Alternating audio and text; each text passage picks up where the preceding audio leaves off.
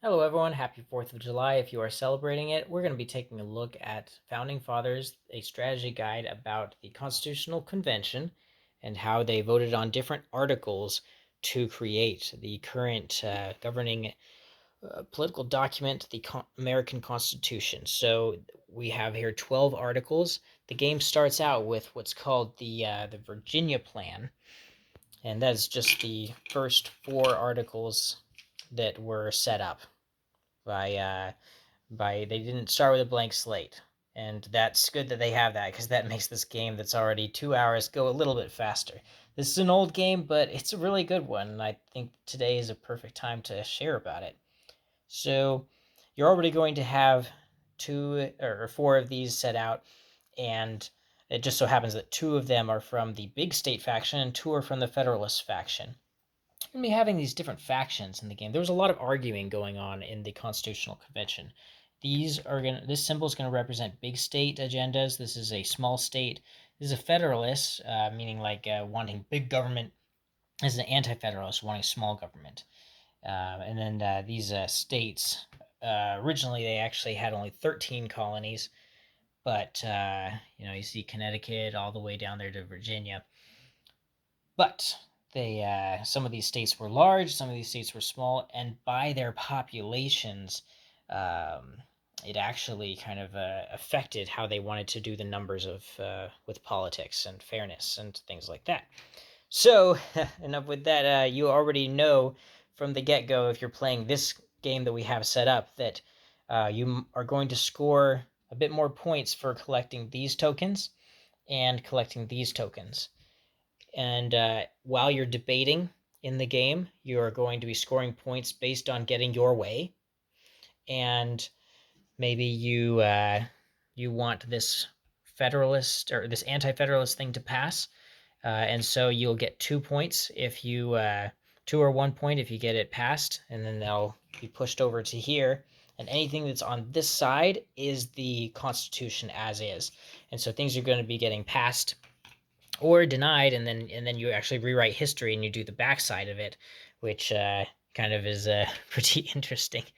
You can rewrite history, and I find that actually fascinating about the game that you could, all right, limitations of a civil office. No senators or representatives shall, during the time for which he was elected, be appointed to any civil office under the authority of the United States. Okay, that's kind of limiting the civil offices, but maybe you are a federalist and you want like big government, and that's your personality. So you go for senators and representatives may, during the time for which they were elected, hold such civil offices as prescribed by, or yeah, whatever prescribed by law. So you could imagine that would change how history would work, and it create even more of a drive to get more of these Federalist tokens. But I digress. So that's kind of the gist of how the game would be played, but let's get into the nitty gritty. So at the start of the game, you're going to start with your delegate card along with two other delegate cards.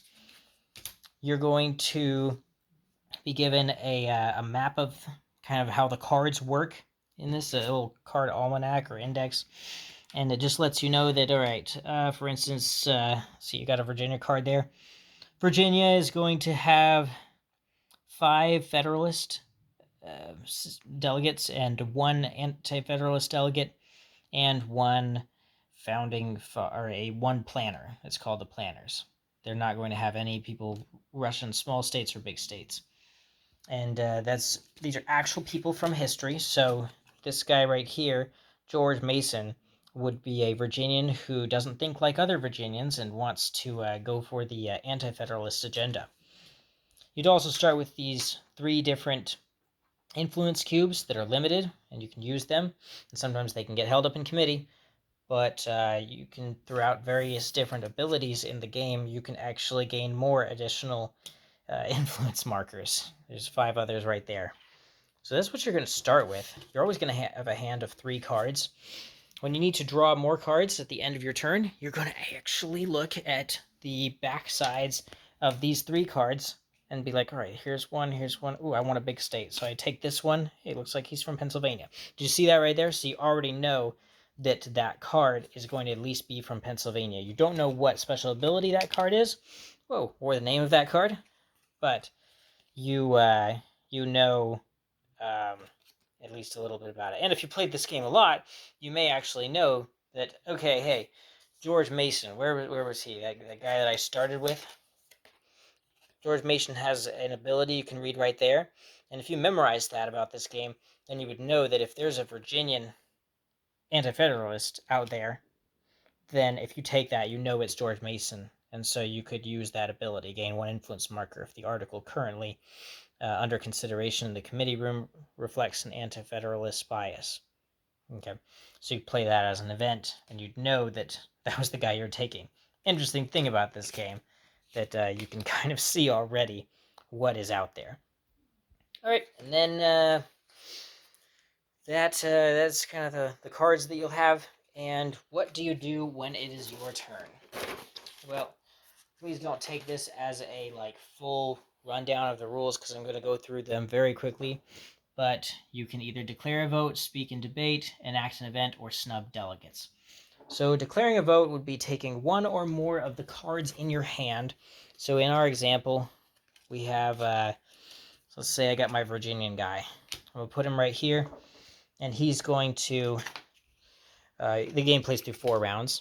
And at the start of each round, you're going to take 2 of these articles, put 1 in committee, put 1 over here in the debate room. So one of your actions you can do is you can declare a vote, and you can say, I am voting yay for Virginia votes yay. And so you would take this token, you put it on Virginia, that's a yay vote. And you could take any number of cards that have to be the same type and same area, Virginia. And then if somebody wanted to outvote you, they'd actually have to play 2 or more. They'd have to play more than what you had played. When you play these out, you also give up 1 of your markers when you do that, risking that it may end up in committee locked up for a while.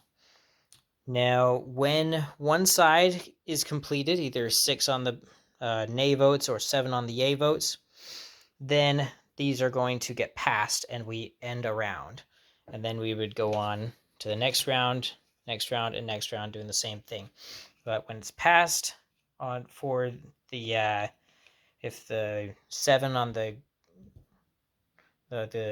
yay votes passed it, you would do it as is. If the nay votes passed it, then you would flip it to the other side.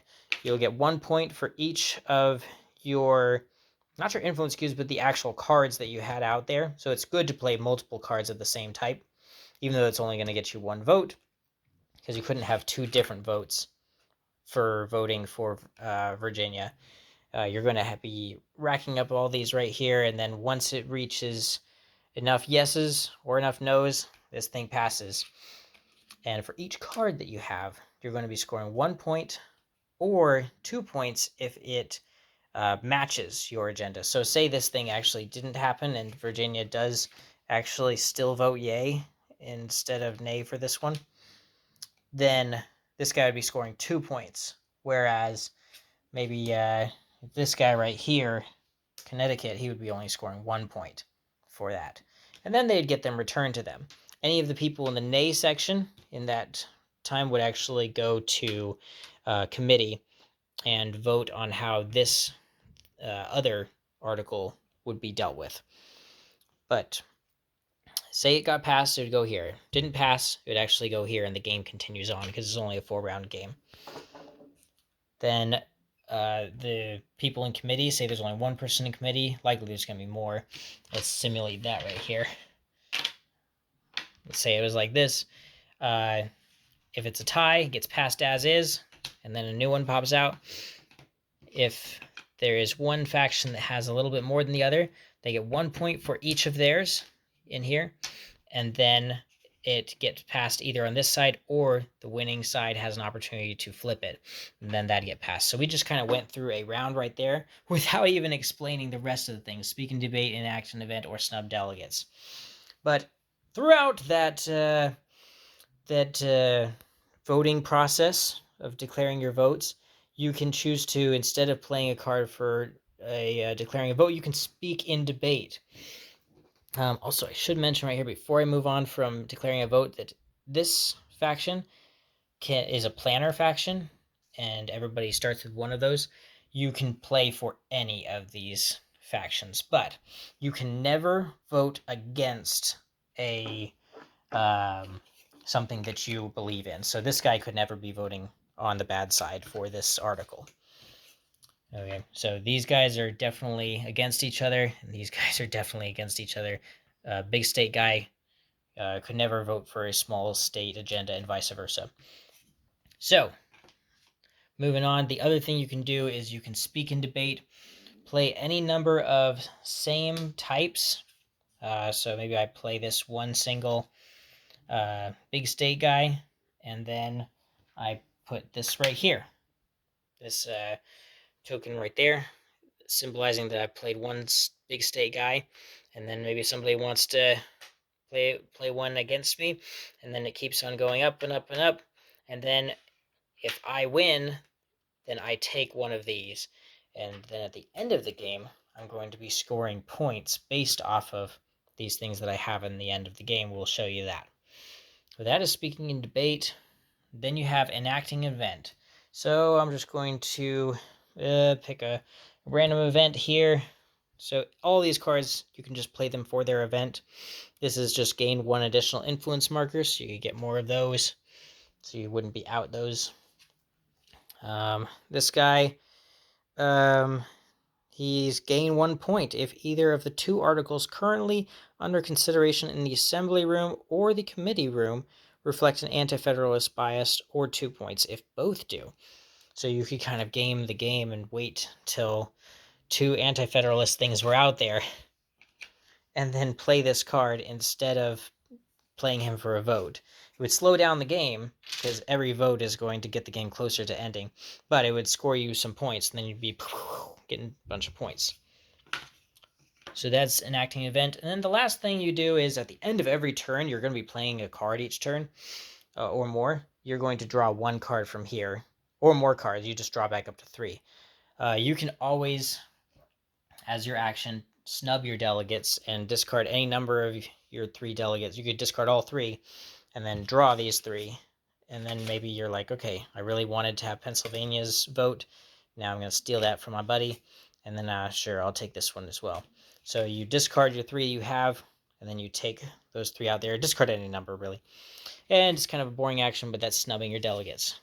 So let's pretend that the game is over, and these guys were voted nay on, so they are the opposite, and this will be fun.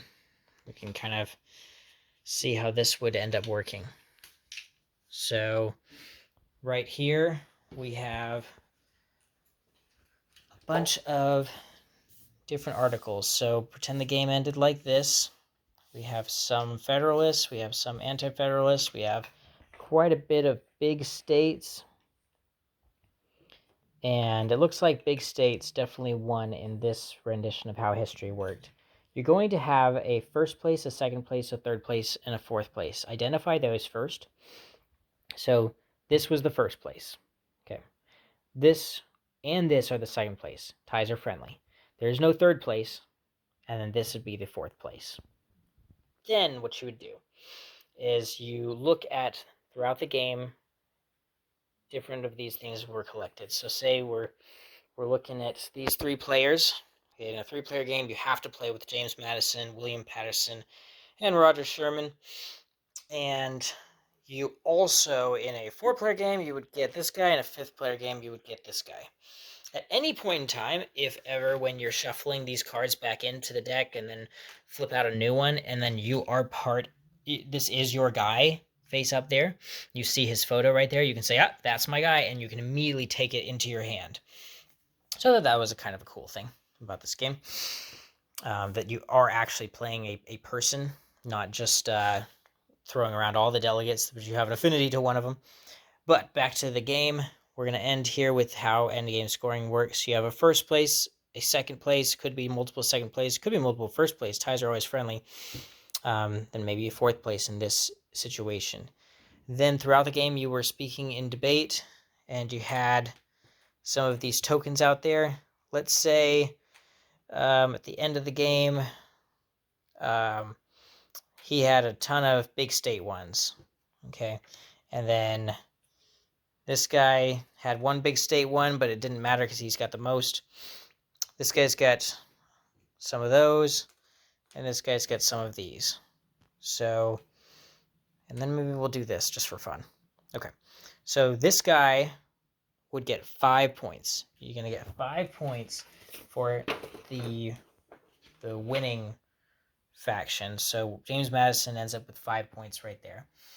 For the second place factions, they're going to score 4 points. So who has the most of these? That's going to be 4 points awarded right here. And who has the most of these? That's going to be 4 points awarded right here. So 5 points so far, 4 points, 4 points. Now we just have this one thing left over. Actually, these two guys are tied. Well, ties are still friendly, even in this situation. So the final 2 points, here's how the points are awarded out. 5, 4, 3, and 2. 5, 4, 4, 2 points are going to be friendly. So both guys are going to get the 2 points. And that is really how the game is played for Founding Fathers. I really enjoy the game. I really like how the history comes out, and you can see the different stories of the different people in the game. I'll just go through some of these cards because I just think they're amazing, and I won't have time to talk about each one. But some of these guys have just really cool different things that they do. So feel free to pause the video at any time to look at these different abilities. I hope I get some good lighting here so you can see this. I'm not even going to try to pronounce all of these guys' different names. Oh, if they ever have a son, that means it happens for the duration of the round. So that's kind of an interesting thing. I remember there was one guy, his special ability is he's like late all the time. Like they have some flavor text at the top. Youngest delegate of the convention. Okay, all other players must move their influence marker back 1 space on each debate track where they have one. Ooh, that would be tough. But yeah, it's kind of cool. Hey, this was the youngest delegate. It's cool. I think there was one guy who was the late guy who came on the very last day when they were finally like finishing everything up. And I think his power is something like if you play him on the last round of the game, you get a single point. Just automatically gain a point. Didn't have to speak in Congress or speak at the convention or anything like that. You just automatically gain a point if you held him to the end of the game and played him for his event. Ben Franklin, what's his power? All right, he's the oldest delegate of the convention. Gain 2 points for each influence marker you currently have on a state delegation which has declared its vote. Then remove those influence markers. Okay. All right. Kind of looking through the different ones. All those Alexander Hamilton fans out there. He's gonna be just like any of the other planners. They're all going to be gain 1 influence marker, so nothing special there. And yeah, so that is pretty much all the cards. I think I had some Virginia guys out here just to explain. You can play 2 Virginias out there, 2 of one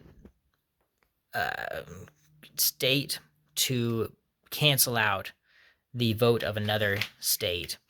And I thought that was another really cool thing about the game too, is you really have to pay attention to what everybody's got in their hand.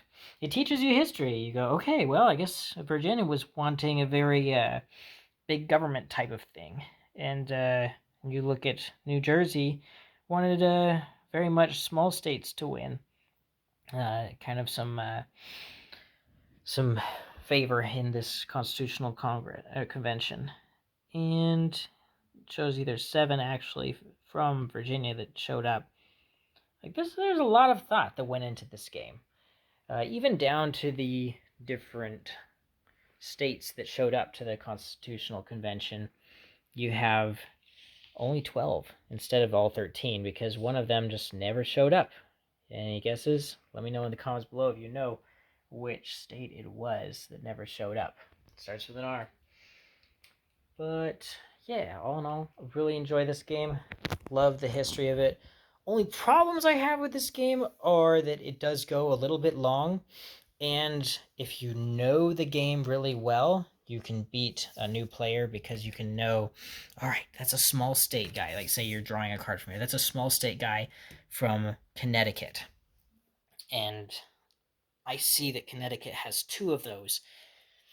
Everybody can see that. Everybody's player mark or player board shows that. However, maybe you know that this is the United States. Gain 1 point for each delegate of the small states faction in your caucus, not including Ellsworth. So you could engineer it so you could have a bunch of cards. Maybe the other two cards in your hand are small state guys as well before you grab that card in hopes that you get this guy. If you're a new player, you don't know that strategy. And there's probably a lot of other strategies out there for this game. But I just like to play it as a fun little history thing. And I think if somebody knew every single card, yeah, they would beat you in the game. So that's the two things that I didn't like about the game is these are double-sided cards, and a pro at the game is going to know for sure what this card is, or have an idea of what this card is and how they're going to be able to use it. And the other thing is it does go a little long. So hopefully you enjoyed this video. Thank you so much for watching, and please subscribe.